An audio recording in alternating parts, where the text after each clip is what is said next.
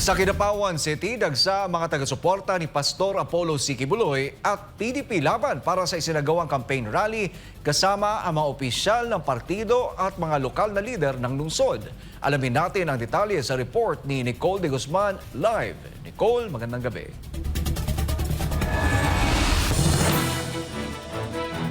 Magandang gabi, Troy. Kasing liwanag ng isang maaliwalas panahon ang suportang nakikita natin dito sa Kidapawan at kalapit na lugar para kay Senatorial Pastor Apollo C. Quiboloy at sa PDP Laban candidate. Dinig na dinig ang mga hiyawan at palakpakan sa buong lugar habang nagbibigay ng mensahe ang mga lokal na opisyal ng Kidapawan City at ipinakilala ang mga kandidato ng partido. Kasama sa pagtitipon ng mga parallel groups, lokal na opisyal at kilalang personalidad na nagsusulong ng parehong adhikain, isang mas maunlad at mas matatag na Pilipinas.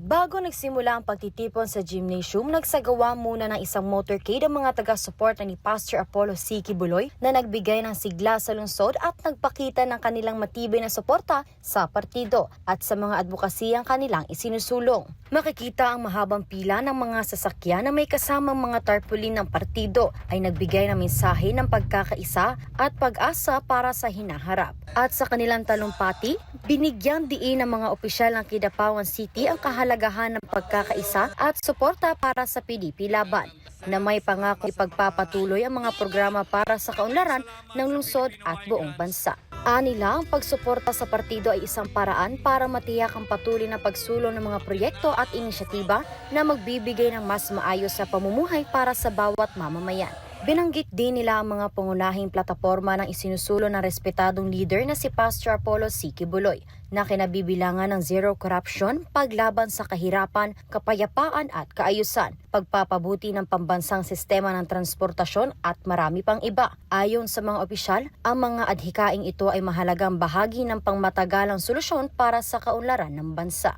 Ayon sa mga dumalo, ang rally ay hindi lamang isang politikal na pagtitipon, kundi isang pagkakataon upang ipakita ang kanilang buong pusong suporta kay Pastor Apollo C. Quiboloy at sa mga adhikain ng PDP Laban. Marami sa kanila ang nagsabi na ramdam nila ang inspirasyon at pag-asa na dala ng mensahe ng pagkakaisa at pagbabago.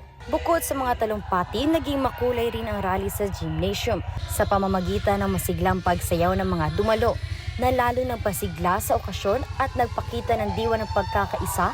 Ang kasiyahan at siglang naramdaman sa naturang pagtitipon ay patunay na matibay na suporta ng mamamayan sa mga adhikain ng PDP Laban at ng mga lider na nagnanais ng mga tunay na pagbabago para sa bansa.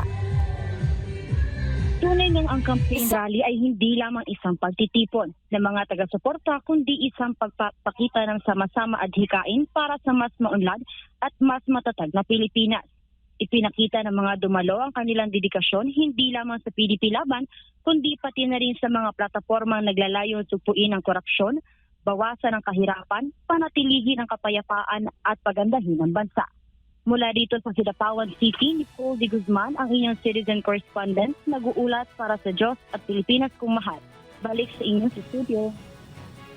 Maraming salamat, Nicole de Guzman, para sa iyong balita.